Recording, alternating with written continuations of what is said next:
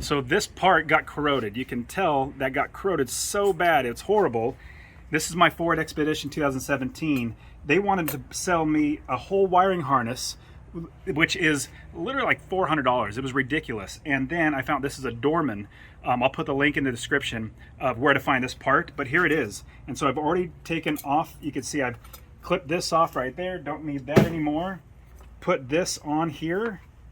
And when you find it on Amazon, it'll say it doesn't fit, but hey, it fits my 2017 Expedition, so you can see how I put it on there. So I put this on, see this guy, I didn't have to replace this thing. Now it's got that, bolted that on, just put this right on right there. I got this on, it's all back to normal. So saved me at least a couple $100. And then, so I put this on, already cleaned off the terminal. Now it's literally gonna slide on right there. Have the battery back to normal. See how it's all tight now? Got all the terminals, so this, it's all connected. This is now connected. We're all set.